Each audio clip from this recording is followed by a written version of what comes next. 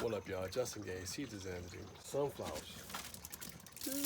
Dude, I tell everybody, man, sunflowers are the problem children. They just, they're just a great crop. But dude, there's so much work. You have to do so much stuff with them. Anyway, what I've been finding with sunflower is doing a really good pre-rinse before I sterilize or soak or do anything like that. This is step one.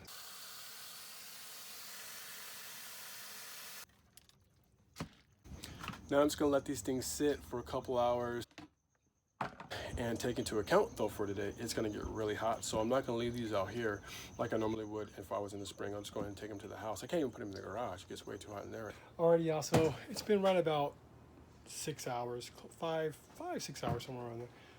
So the next step is to drain the sunflower. Now I'm just gonna pretty much let these things sit until tomorrow. All right, man, now it's been right about 24 hours. This is what we're looking for right here. The seeds have already sprouted. At this point, seeing that they've already sprouted, what seeds normally do is basically it gets mucusy.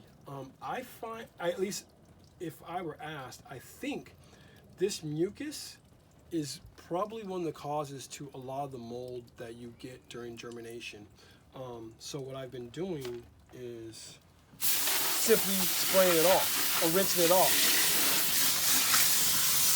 To get to this point, it is hotter too. They've been sitting for probably close to 8 hours. I can't remember exactly when I took them off. At the end of the day, you don't really want them too much longer than where they are now. If they get any longer, you have to end up putting an extra layer of compost or of grow medium onto the tray after you seeded it.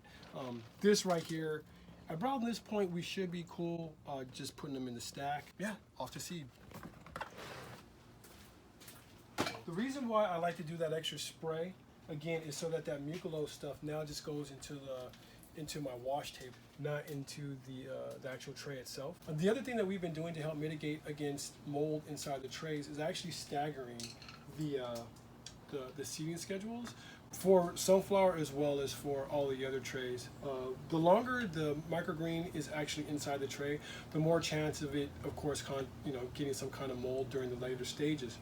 With sunflower, we were noticing is that they would grow really tall and then start falling on top of each other. So the top part actually looked really good, but the bottom portion was actually being matted.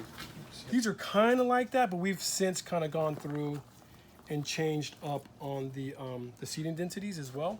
But a lot of these guys, see how long they are?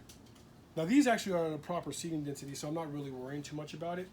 But before, we had a little bit thicker seeding density with them getting this tall, and it was just matting on top of each other. We do an overhead watering here as well, so now that water on top of the sunflower and top of the heat was just sticking, was making it to where everything just stuck together and thus creating mold. So, all right, y'all, I've already showed you all this stuff on other videos, so if you want to see exactly how we seed these things out, you can go back to those videos. Until then, I'm Justin Gay. This is Seeds of Xanadu, y'all.